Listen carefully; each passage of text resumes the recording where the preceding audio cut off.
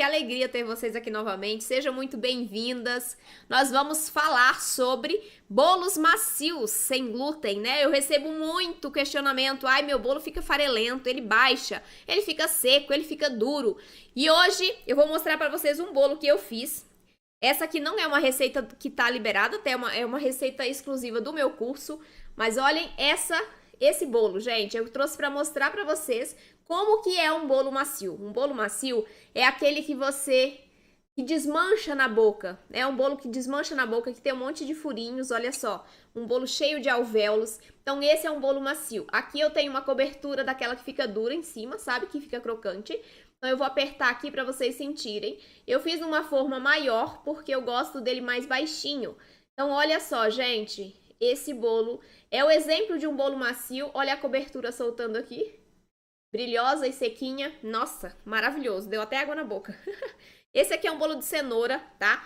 Que eu usei, né, alguns desses ingredientes que eu vou falar pra vocês nessa live, que ajudam na maciez dos nossos bolos sem glúten. Então eu vou trazer pra vocês 3 principais ingredientes que eu recomendo que vocês tenham nas receitas de vocês para dar mais maciez, mas ainda tem alguns bônus, né? Alguns outros que eu vou falar aqui de bônus para vocês. Então vamos ficar comigo até o final, vamos dar like, vamos compartilhar, porque hoje a live vai ser demais.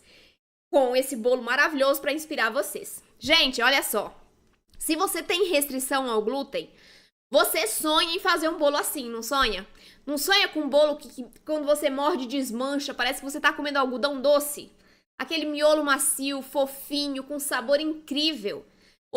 Inclusive, falando nisso, eu acabei de ler um comentário. Ai, não vou lembrar qual foi a pessoa que comentou, mas sobre aquele bolo de chocolate que tem no canal do YouTube. Ela disse que ela não gostava de bolo de chocolate com farinha de trigo, nunca gostou de bolo de chocolate, mas que esse que ela fez em casa é surreal, de tão macio, de tão fofinho, de tão saboroso. Então sim, é possível a gente fazer um bolo que fica muito macio, muito fofinho, que não esfarela, sem glúten, sem leite animal. É possível sim, é só a gente ter os ingredientes corretos nas proporções adequadas, tá? E é sobre esses ingredientes que eu quero falar com vocês hoje.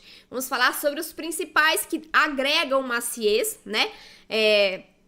Que vão trazer essas características para a massa, vão deixar essa massa mais macia por mais tempo. Então é muito importante que vocês prestem atenção, anotem ali, se vocês quiserem, tá? Esses ingredientes, suas funções, para vocês sempre utilizarem nas receitas de vocês, tá? Para que vocês entendam, né, melhor como melhorar, como deixar a sua massa mais macia, mais fofinha, o que é o ideal?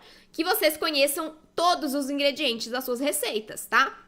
Quando eu digo conheçam, é saber qual é a função principal do açúcar, do ovo, né, do óleo, saber a função principal e saber quais são as funções secundárias. Quando eu combino esses ingredientes, o que acontece com a minha massa? Então, sozinhos, esses ingredientes já vão agregar maciez. Juntos, eles vão potencializar essa característica na sua receita de bolo sem glúten. Então, vamos entrar para os ingredientes? Vamos entrar para os ingredientes. Vou começar falando sobre um ingrediente que eu usei nessa receita aqui, tá? Essa receita eu bato no liquidificador e depois eu faço pelo método direto. O que é isso? Eu bato os ingredientes líquidos, né, e a cenoura no liquidificador e em um bowl, em uma tigela, eu peneiro os ingredientes secos, com exceção do fermento químico. Então, depois, com o líquido batido e os secos misturados, eu vou agregar um ao outro, eu vou incorporar. Esse é o método direto. Mas é possível que a gente use um ingrediente que vai nessa receita de uma maneira diferente, que vai potencializar ainda mais a maciez e a leveza, além do volume dessa massa. Então, qual é esse ingrediente?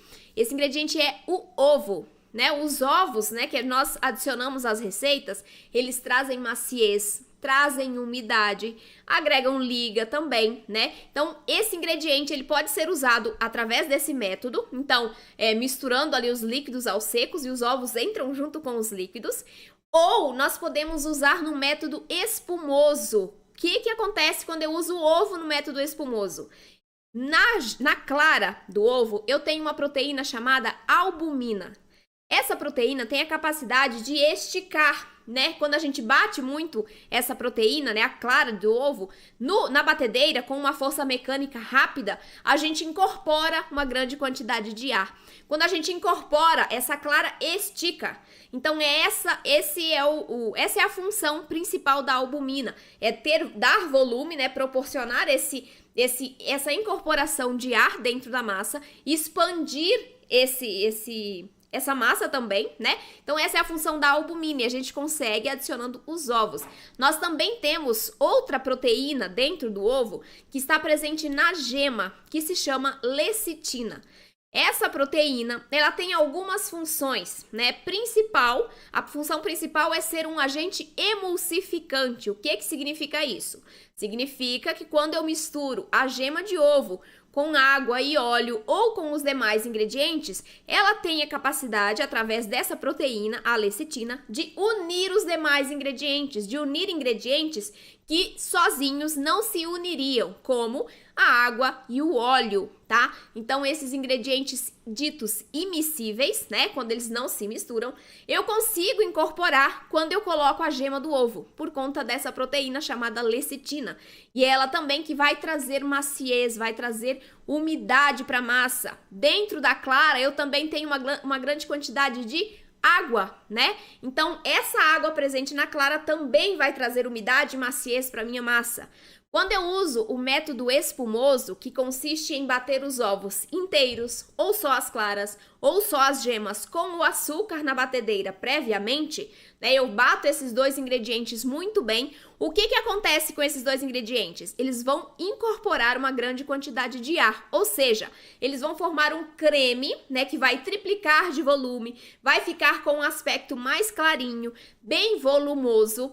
Isso significa que se eu mantiver essas características desse creme, ou seja, se eu mantiver aquele ar que eu incorporei, assim que eu misturar os demais ingredientes com delicadeza, eu vou ter um resultado final com mais volume, com mais maciez. Então os ovos também vão entrar para dar maciez aos nossos bolos sem glúten.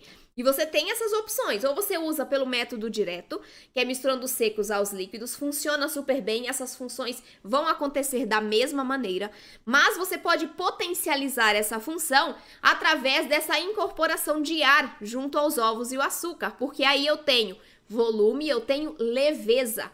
Consequentemente, eu tenho um bolo mais macio e mais fofinho, tá? Então, é muito legal a gente usar os ovos para melhorar as nossas receitas de bolo sem glúten, para torná-las mais macias, mais fofinhas, com aspecto de algodão doce. Eu acho que é a melhor definição. Tem uma aluna minha, a Mariana, que ela chama de... Parece que você está comendo uma nuvem. Então, vamos lá, nuvem, algodão doce, é esse aspecto macio, fofinho, sabe? Que não fica aquela massa na boca. Então, isso você consegue quando você usa os ovos também na sua receita. Só eles? Não, eles também. Nós temos outros ingredientes que vão ajudar na maciez dos nossos bolos sem glúten. Qual é o outro? Inclusive, nessa receita eu usei, tá? Essa aqui é uma receita que leva um mix básico. Mix básico, farinha de arroz, polvilho doce e amido de milho. Só que aqui, nessa massa, eu coloquei parte da farinha de arroz, eu troquei parte da farinha de arroz por farinha rica em proteína. Então, quando eu tenho uma farinha rica em proteína, eu consigo potencializar a minha maciez e também a umidade dos meus bolos sem glúten. Qual é um exemplo de farinha rica em proteína? Nessa receita eu usei farinha de trigo sarraceno. Ah, mas o trigo sarraceno no bolo não vai deixar um sabor forte? Não, se você usar de maneira equilibrada. Por exemplo, você pode usar 20% do seu mix de estrutura, sendo uma farinha rica em proteína que deixa sabor residual, como trigo sarraceno, grão de bico, feijão branco, tefe, painço. Essas farinhas são ricas em proteínas, também têm um bom potencial ali de gorduras e elas vão trazer essa maciez e essa umidade para os nossos bolos sem glúten. Isso vai permitir que eles se mantenham assim por mais tempo, né, por mais dias, e também ajuda a evitar o esfarelamento. Por quê? Porque se eu tiver um bolo seco, ele vai esfarelar muito mais rapidamente. Se o meu bolo estiver macio, estiver bem úmido, eu também reduzo o esfarelamento desse produto. Então é muito legal.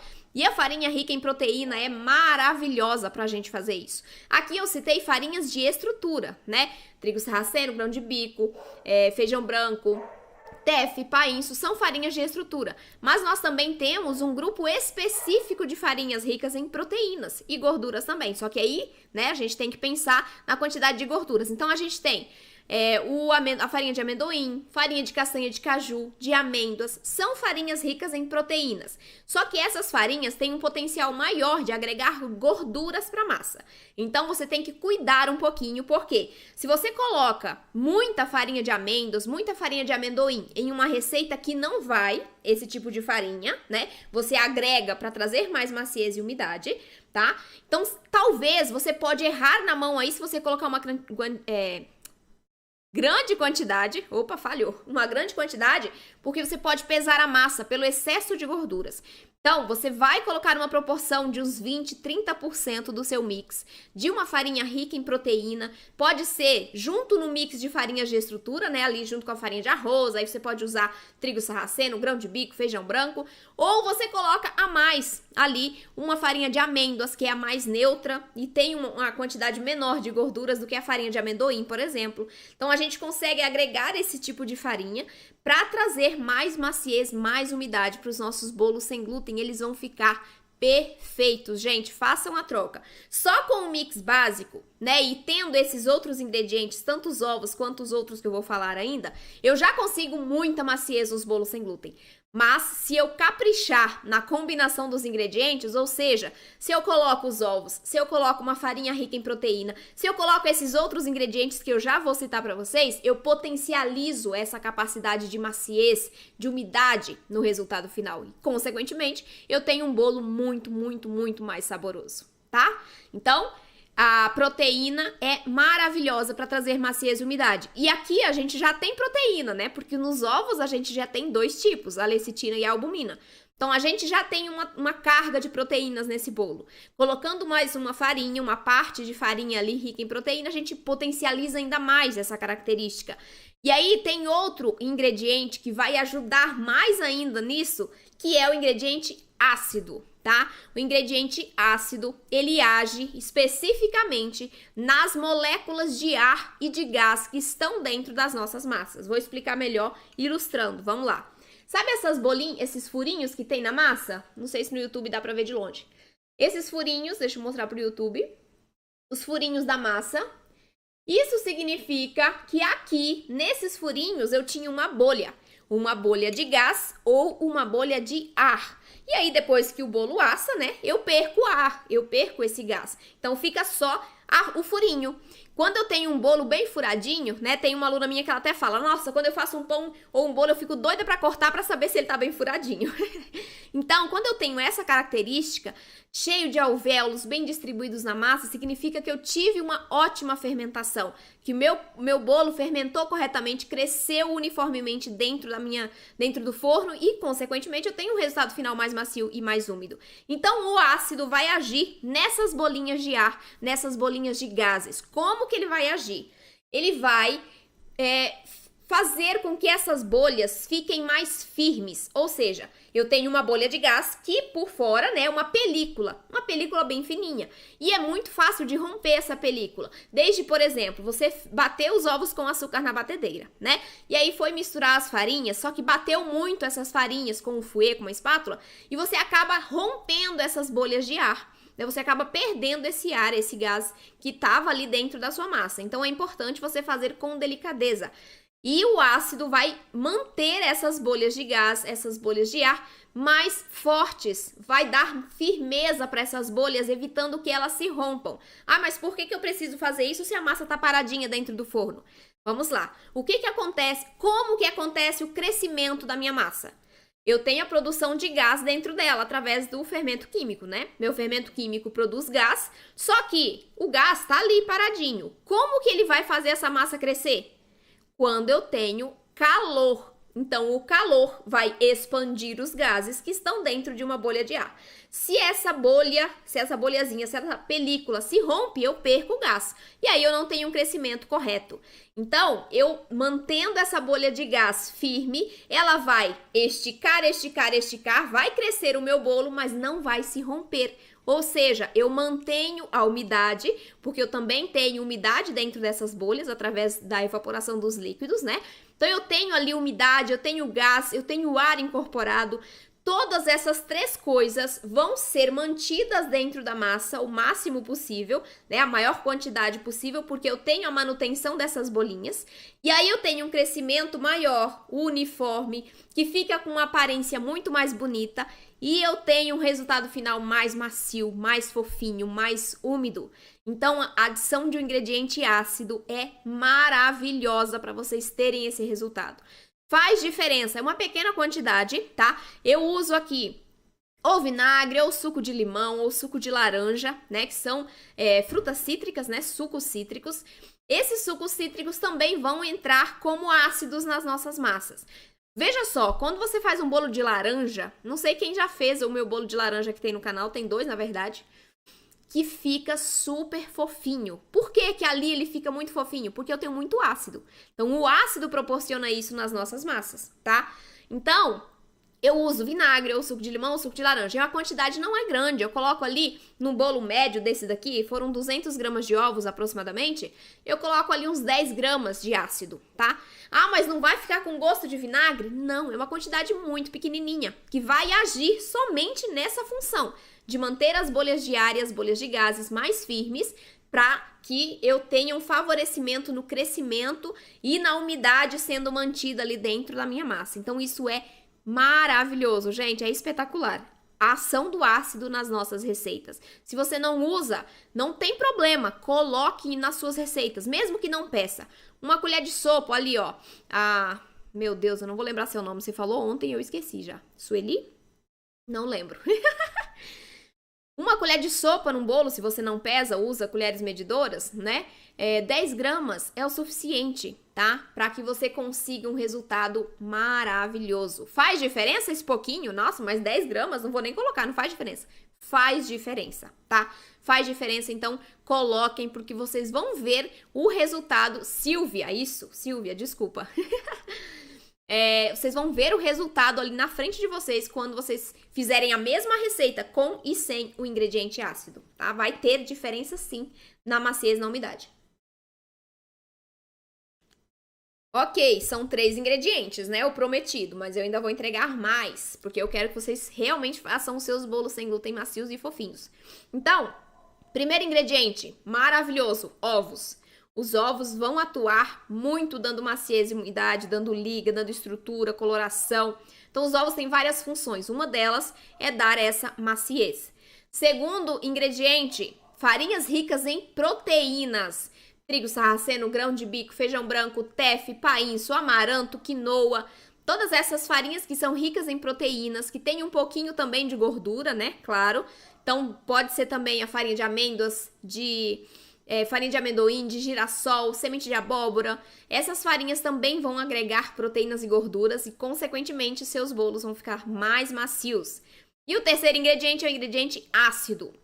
Vinagre, suco de limão, suco de laranja, eles vão atuar na manutenção dos alvéolos dentro da massa, proporcionando assim um crescimento uniforme, maior e um resultado final muito, muito fofinho, tá bom?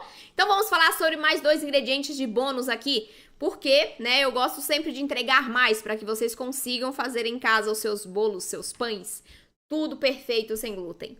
Então os outros 2 ingredientes que eu separei para falar para você também estão nessa massa. Então, veja só, todos esses ingredientes eu usei nessa massa. O resultado que essa combinação me deu, é espetacular. Então, próximo ingrediente, açúcar. Açúcar é um ingrediente que não somente adoça, apesar de muitas pessoas, né, acharem que ele entra só para adoçar o nosso bolo, o nosso pão. Não, o açúcar tem funções específicas. E são várias funções. Adoça, dá maciez, dá umidade, dá estrutura, dá coloração através da caramelização dele, né? Então tem várias funções. Mas nessa função de dar maciez, Como que o açúcar age na nossa receita? Vamos lá. A gente tem diferentes tipos de açúcares, né? Com diferentes tamanhos de grânulos também. Quando a gente usa, por isso que eu gosto do Demerara também, né? Além de ser mais nutritivo, é por conta do tamanho do grânulo. Quando a gente tem açúcares com o grânulo maior, exemplo, Demerara, Cristal, Mascavo, tá? Esses açúcares com os grânulos maiores, eles vão baixar a temperatura no interior da massa. O que significa isso, Gabriela? O que tem a ver uma coisa com a outra? Vamos lá. Quando a gente coloca nosso bolo para assar, a partir de determinada temperatura, começam a acontecer processos químicos dentro da massa, né? Que vão proporcionar o crescimento, né? O assamento, a estrutura, o suporte, a firmeza, tudo isso dentro da massa. Então, processos químicos em geral. O açúcar vai diminuir a temperatura dentro da minha massa, fazendo o quê? Fazendo com que eu tenha mais maciez e mais umidade.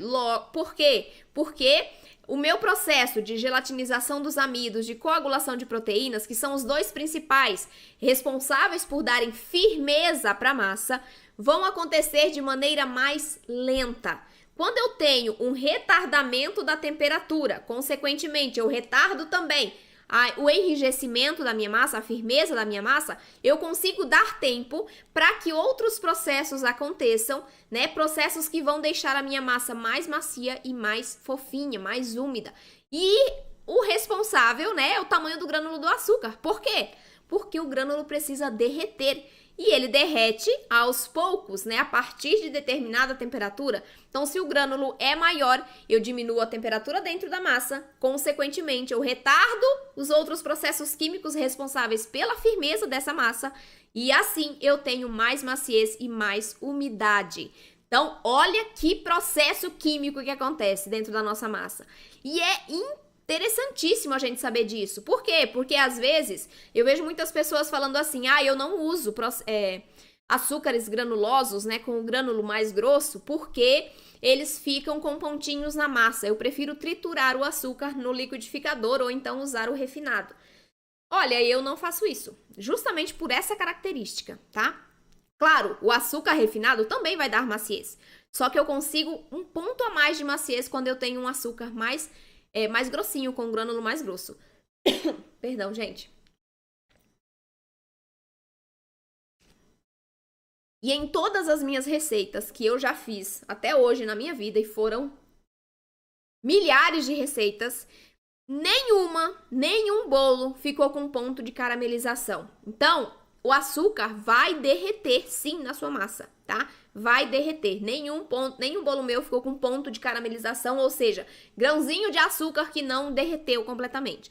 Nenhum bolo que eu fiz até hoje. Eu nunca triturei açúcar para fazer bolo. Eu sempre uso o açúcar Demerara. Antigamente eu usava o Cristal, que também o grânulo é mais grosso, né? Então eu uso o Demerara hoje sempre, não tenho esse problema. Não tenho esse trabalho de triturar açúcar no liquidificador, porque dá uma trabalheira, né? E eu não gosto disso. E também suja o liquidificador, então, muito mais prático. Pega o açúcar Demerara, que você comprou do supermercado bonitinho, e adiciona na sua massa, que vai dar um resultado perfeito. Certo, gente? Vamos pro próximo ingrediente? O nosso próximo ingrediente, que também foi usado nessa massa de bolo deliciosa que vocês viram aqui, é o agente de liga. Certo, o que é agente de liga? Agente de liga é um ingrediente que vai unir os demais ingredientes da receita. Então, goma xantana, psyllium, né? O que mais eles fazem dentro da massa? Eles têm a capacidade de formar uma rede viscoelástica, viscosa e elástica, né? Que é similar à rede formada pelo glúten lá na farinha de trigo. E o que essa rede faz dentro da nossa massa? Primeiro, eu tenho uma massa toda unida através dessas ligações, né, que formam essa rede entremeada dentro da minha massa toda. Segundo, com essa rede eu consigo manter dentro da massa o gás e a umidade. Então eu consigo um bolo que cresce mais bonito, de maneira mais uniforme e fica mais macio e mais úmido. Gente, perdão, minha garganta tá ruim demais. Então, o agente de liga é maravilhoso e a gente precisa utilizar. Claro que ele não é obrigatório, tá? Eu digo assim, a goma xantana, o agente de liga, A maioria das receitas precisam de um, porque senão, precisa de um, por quê? Porque senão elas vão esfarelar, tá? Nossas farinhas sem glúten, elas agregam liga, mas não em quantidades suficientes para evitar o esfarelamento do nosso produto depois de pronto. Então, o uso de um agente de liga é essencial, seja goma xantana, seja psyllium, seja CMC, seja goma guar, tá? Qualquer um da sua preferência, o que você tiver mais facilidade de encontrar ali onde você more. Mas o ideal é você adicionar uma pequena porção para que você tenha um resultado final que não esfarela, que cresça bem e que fique assim, macio, fofinho. E eu acho que eu vou comer um pedaço desse bolo. Não vai ficar com meu dente preto igual o de chocolate, né? Então eu acho que eu vou comer enquanto vocês colocam as dúvidas de vocês no chat. Gente, essa cobertura aqui é maravilhosa. Deixa eu cortar aqui para vocês verem a maciez. Olha, se liguem aqui, hein?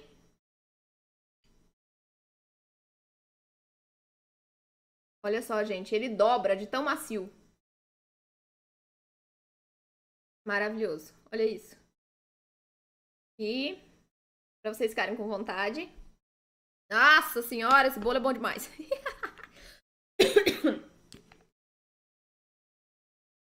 Agora vamos para as perguntas.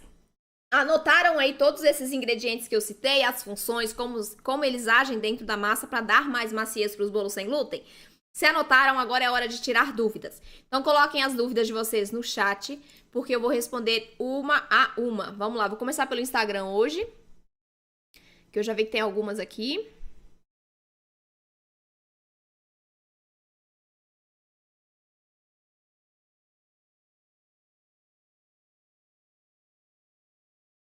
Deixa eu ver.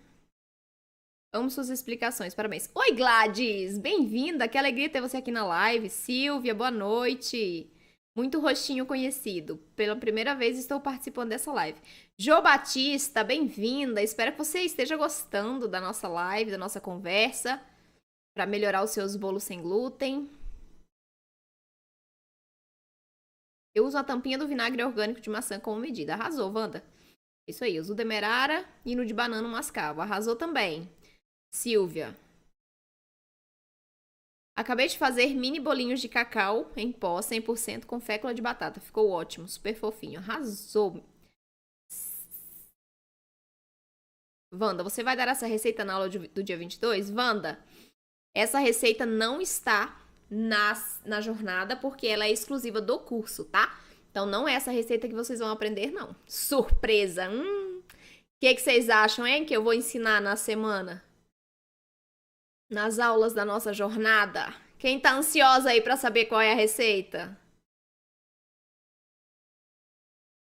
Goma xantana nos bolos eu também sempre coloco, tá? Eu coloco menos de uma colher de chá. Por quê? Porque uma colher de chá, na minha medida, são 4 gramas. E 4 gramas pra mim num bolo é muito, tá? Eu coloco isso mais ou menos num pão. Então, eu coloco metade disso nas minhas receitas de bolo, em geral. A receita é do curso, gente. Eu trouxe só para ilustrar para vocês, tá? Como que fica um bolo fofinho quando eu uso a combinação desses ingredientes. A live vai ficar gravada assim, até domingo, tá? Depois ela sai do ar. Todas essas lives vão sair do ar no domingo. Depende, tá, Silvia? As proporções desses ingredientes depende do tamanho do seu bolo, tá? Então, não tem como eu te dizer, olha, qual é a proporção que você vai usar. Como eu citei, nas farinhas proteicas, você pode colocar 30% mais ou menos do mix, né? 30% do mix. O ácido, cerca de 10 gramas em uma receita de bolo de 200 gramas de ovos, né? De 210, 220 gramas de farinhas. O restante, o açúcar, depende da quantidade de farinhas.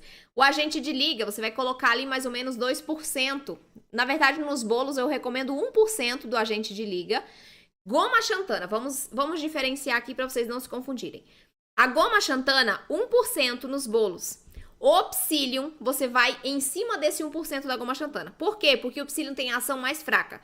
Então, 1% de goma xantana. Vamos supor que você faça um bolo ali com 210 gramas de farinhas. Mais ou menos isso. Aí a gente vai colocar 2 gramas de goma xantana. Ah, eu quero pôr psyllium. Como que eu faço essa conta? Se para goma xantana eu vou usar 2 gramas em 200 gramas de farinhas, para o psyllium eu vou usar mais. A cada 1 grama de goma xantana eu vou colocar 2,5 gramas de psyllium, 2,5 gramas, porque ele tem ação mais fraca. Então, nesse caso, para uma receita que leva 2 gramas de goma xantana, você vai colocar 5 gramas de psyllium, tá bom? Nessa proporção. Tem alvéolos no meu bolo. Era isso que eu queria ilustrar, tá, gente? Ilustrar justamente o que é um bolo macio, o que é um bolo fofinho, tá bom? Posso diminuir a quantidade de farinha de arroz, colocar mais uma farinha de estrutura e farinha com gordura? Vamos lá. Cris, pode sim. Parte, tá? Você pode diminuir a farinha de arroz e colocar uma farinha de estrutura no lugar, sim. Só que a farinha com gordura, se você estiver se referindo à farinha de amêndoas, amendoim, elas não pertencem ao grupo de farinhas de estrutura. Então, você não vai tirar o arroz e colocar a farinha de amêndoas, porque senão você vai solar seu bolo. Você vai trocar o arroz por trigo sarraceno, grão de bico, feijão branco. Se você quiser, você pode colocar mais um pouquinho fora do seu mix, sem substituir farinhas, de farinha de amêndoas. Então, você coloca ali uns 30 gramas fora do seu mix de farinha de amêndoas, tá? Mantenha a quantidade de farinhas de estrutura, de liga e de maciez e acrescenta uns 30 gramas ali, né? Uns 20%, 30% de farinhas de gorduras ricas em proteínas e gorduras, tá bom?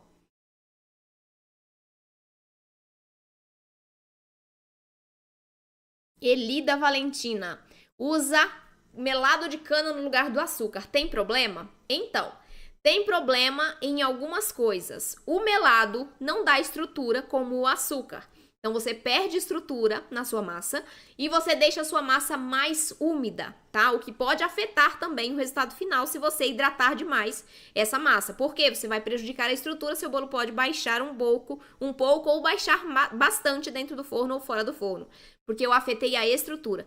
Então, quando a gente trabalha com açúcares líquidos, né, que são melado de cana, mel, agave, eu recomendo que vocês usem uma porção de açúcar e outra porção de açúcar líquido. Então, açúcar seco, demerara, refinado, ou açúcar cristal, ou mascavo, mais uma porção do açúcar líquido, para que você mantenha pelo menos a estrutura, né, uma parte da estrutura ali que o açúcar fornece, tá bom? Vanusa, fiz seu bolo de chocolate, ficou maravilhoso. Ai, que bom, Vanusa, fico feliz. 2 gramas de goma xantana corresponde a quanto em colher de medida? Depende da sua colher de medida, tá, Vanusa? Por isso que eu não trabalho mais, há muitos anos já, com colheres e xícaras medidoras. Porque a sua colher pode ser do tamanho diferente da minha. Se eu falo uma colher de chá, você pode ir lá colocar uma colher de chá do seu tamanho, que é maior do que o meu, e o seu resultado vai ficar pegajoso e com gosto residual. Então, uma colher de chá minha pode ser de um tamanho diferente da colher de chá que você tem na sua casa.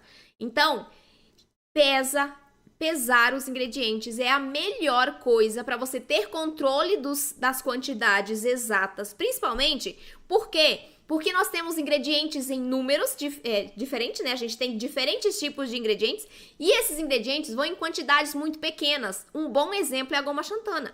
Como é que eu vou saber se a minha colher de chá, né, está do mesmo jeito e tem o mesmo tamanho da colher de chá da pessoa que fez a receita? Não tem como saber. Exatamente, não tem como saber. E quando eu peso esses ingredientes, quando eu peso a goma xantana, aí sim eu tenho certeza que eu coloquei os mesmos 2 gramas que pedem a receita. Então, eu recomendo demais que, se vocês puderem, quando puderem, vocês invistam em uma balança culinária, porque ela vai ser determinante para você acertar os seus bolos para que eles fiquem perfeitos. Quando você usa xícaras e colheres medidoras, você não tem exatidão. E como nós já sabemos, né, as receitas sem glúten, elas requerem mais cuidados. E um deles é nisso, nas quantidades dos ingredientes. Porque a gente tem que controlar o máximo de variáveis ali. A gente já tem uma variável que não dá para controlar. Por exemplo, minha farinha absorveu mais líquido que a sua. Então, isso não dá para controlar. Eu não sei, depende da farinha. Agora, coisas que a gente consegue controlar, como o peso dos ingredientes, a gente precisa fazer esse controle para que a nossa chance de acertar a receita seja maior, tá? Eu vejo muitas pessoas chegando pra mim falando, ai, mas minha receita de bolo ficou seca, ficou esfarelando, não cresceu direito, ou cresceu e baixou porque tava, né, com excesso de líquidos. Primeira coisa que eu pergunto, você seguiu a quantidade dos ingredientes, exatamente a quantidade dos ingredientes? Pesou todos os ingredientes? Muitas pessoas não fazem esse processo corretamente. E isso interfere no resultado final, tá bom? Então, quando puder, comprem uma balança culinária, porque vai fazer total diferença nos seus resultados. Você vai parar de desperdiçar ingrediente, vai parar de jogar dinheiro no lixo. Por quê? Porque se a gente não controla uma coisa básica, que são as quantidades dos ingredientes, as nossas chances de errar aquelas receitas são muito maiores, tá? E aí a gente desperdiça dinheiro, tempo, ingrediente, né? A gente fica triste, fica frustrada, porque a gente erra as receitas. E a gente tem que controlar o máximo possível ali das variáveis para que a nossa receita dê certo. O peso é uma delas, tá? Então recomendo muito que vocês adquiram uma balança culinária para terem exatidão nas quantidades. Wanda, tem receita de bolo de cenoura no canal, tá? Pra você não ficar muito triste comigo. Pega uma receita lá, tem duas, tá? Escolha lá e faça uma pra você, tá bom? Essa aqui eu não posso dar, porque ela é exclusiva pros alunos, tá? Meus aluninhos queridos já estão lá com ela dentro do curso, então não posso passar pra vocês. Eu queria dizer colher de café. Ah, tá. Ah, entendi. Tá certo. Isso aí. Aí sim, Silvia. Coloca o melado de cana no lugar da... Já respondi, né? Eu acho que eu voltei para a mesma pergunta. Peraí. Eu voltei para a mesma pergunta. Desculpa aí, gente. Sua dica para descansar a massa, bater novamente e descansar mais um pouco foi genial. Que bom, Marina. Fico muito feliz que tenha ajudado. É ótimo, né? Dá um resultado muito maravilhoso nos pães. Acho muito bom também essa técnica de fazer a dupla fermentação. Que bom que você gosta. Você indica alguma balança de precisão? Tem uma da mais simples e não pesa poucos gramas. Vamos lá, Vanusa. Tem uma dica pra você.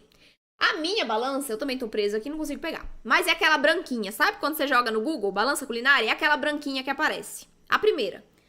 Então, a minha também. A primeira que eu tive pesava a partir de 1 grama. A última que eu comprei não pesa a partir de 1 grama. Ela pesa a partir de 3 gramas.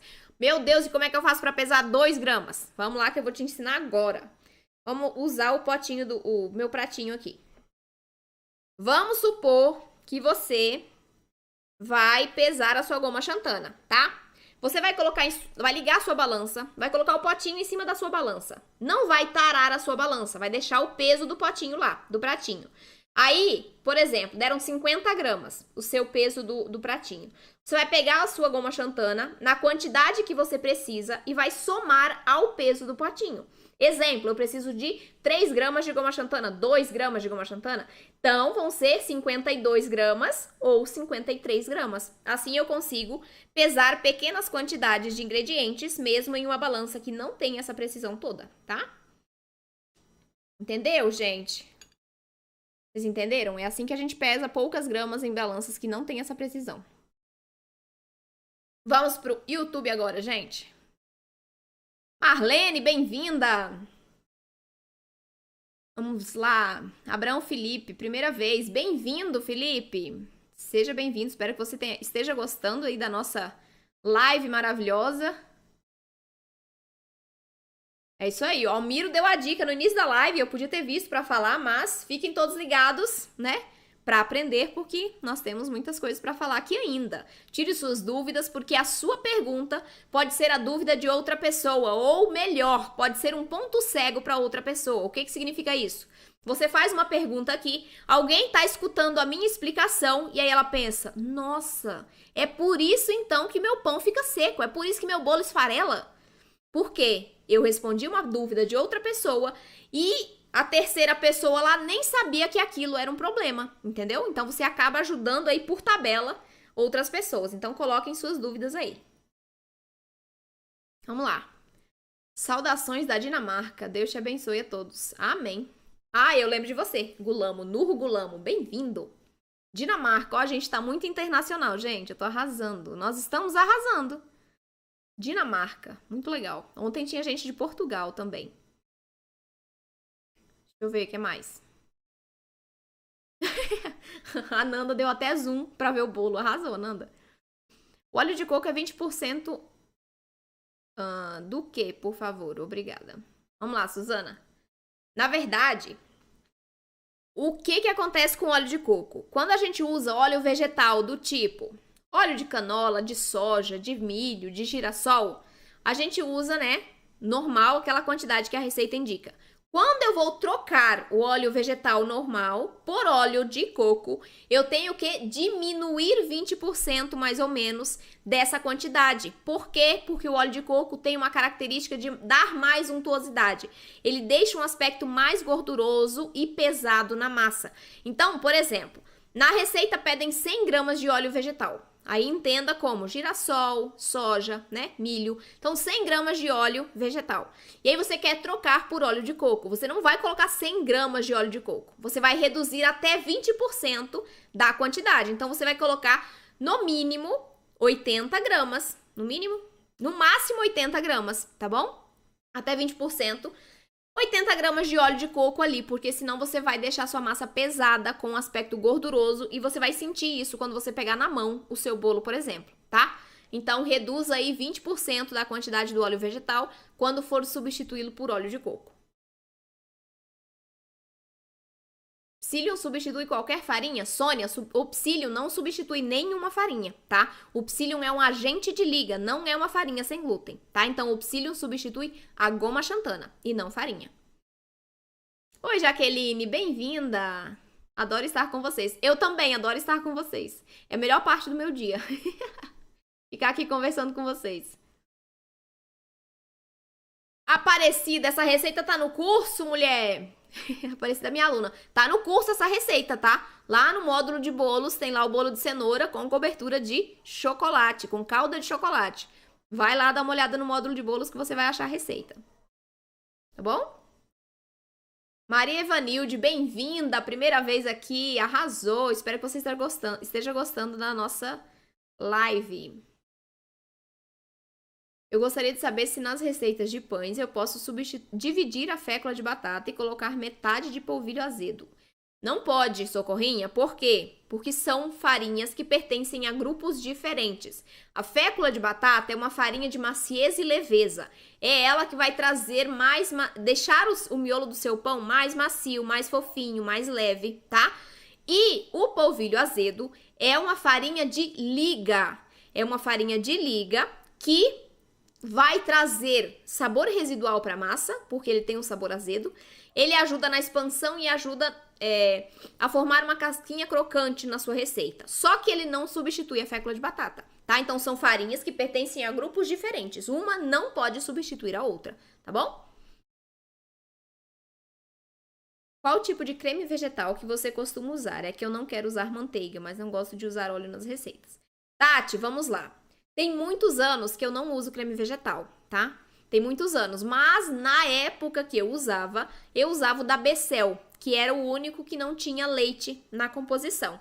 Hoje em dia eu não sei se ele tem leite na composição, porque eu não uso tem muitos anos, tá? Então eu usava esse. Dá uma olhadinha, confere o rótulo se você não tiver problema com leite, né? Como você disse que não gosta de usar manteiga, então provavelmente você não tenha problema com leite.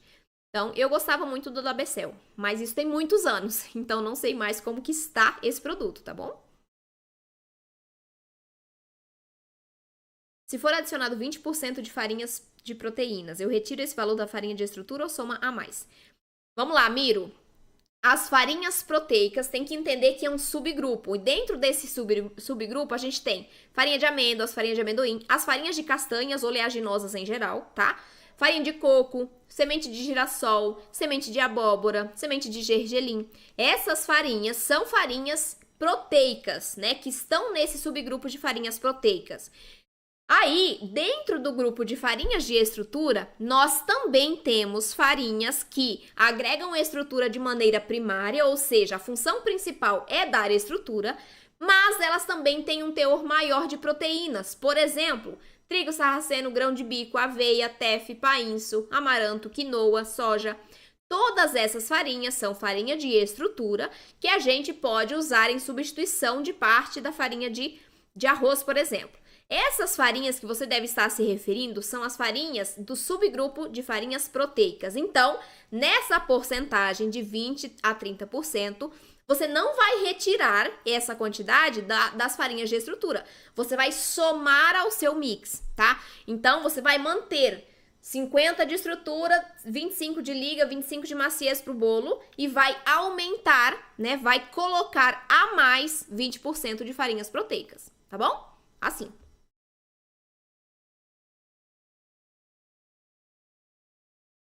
Não, olha só. Como eu acho que você entendeu agora, né? Que você tinha colocado logo abaixo a pergunta. Farinhas que são ricas em. Farinhas de estrutura, a gente não coloca a mais. A gente coloca as farinhas proteicas a mais, tá? A farinha de estrutura, ela tem que entrar na porcentagem correta, senão ela vai prejudicar o resultado final, tá bom?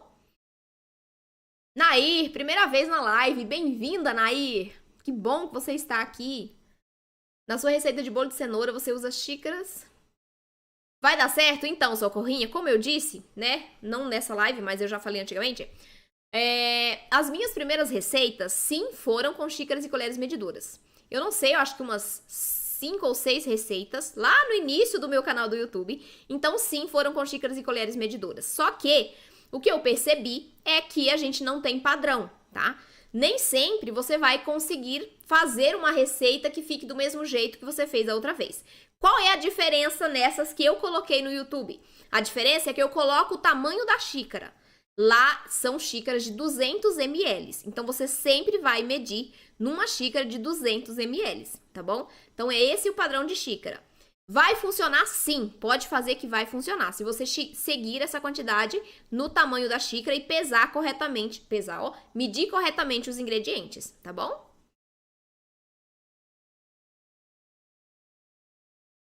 Isso, Aparecida, faça o bolo de cenoura e me manda foto, tá? Quero ver suas fotos, me mande. No lugar do polvilho doce, eu posso dividir meio a meio? E colocar o quê junto com o polvilho doce? Me explique aí, o que você quer colocar junto, Socorrinha? O polvilho azedo? É o polvilho azedo. Aí você pode, tá? No lugar do polvilho doce, você pode dividir e colocar polvilho azedo. Mas vai ter alteração no resultado final, tanto em sabor quanto na maciez, porque o polvilho azedo resseca um pouco a massa. E como o polvilho azedo deixa um sabor residual, eu recomendo que você use nas receitas salgadas. Nas receitas doce, você use somente o polvilho doce, tá bom? Para você não ter alteração no sabor. Fécula de batata pode trocar pelo amido de milho na mesma proporção. Isso aí, pode sim.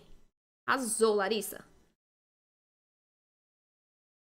Isso aí, o amido tem menos durabilidade, só precisamos cuidar com isso. Isso, olha só, o amido de milho, ele tende a ressecar a sua massa de pão, tá? De pão, porque a de bolo tem mais umidade, então não necessariamente ele vai ressecar, e a quantidade é menor também. Nas massas de pães, ele tende a ressecar mais rapidamente. Por quê? Porque o amido, ele é rico em amilose, que é um dos componentes, né, do grânulo lá, da molécula de amido. E esse componente, ele resseca mais a massa mais rapidamente, ele envelhece mais rápido o produto. Só que a gente tem como driblar isso, né, que é fazer o quê? Congelar o pão. Então, você pode sim usar o amido de milho, mas o indicado é que você congele o seu pão no mesmo dia que você fez, para evitar, para retardar esse envelhecimento do produto, para retardar o ressecamento da massa, tá bom?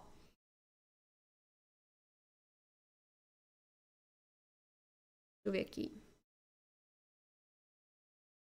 Foi assim que eu tirei minhas dúvidas. Né? Silvia, no ponto cego, né? Às vezes a dúvida de um te ajuda, isso é muito legal.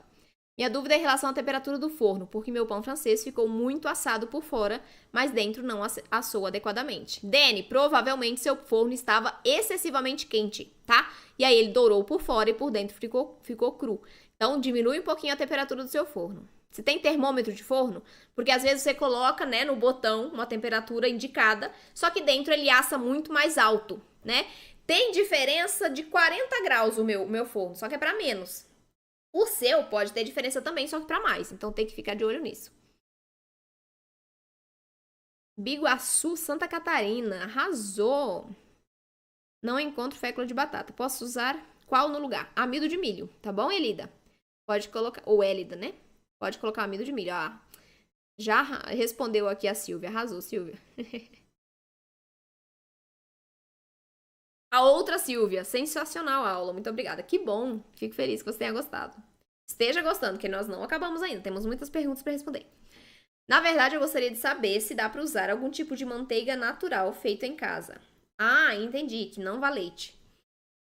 Olha só, a manteiga que a gente pode fazer em casa sem leite é a manteiga de coco, né? De óleo de coco.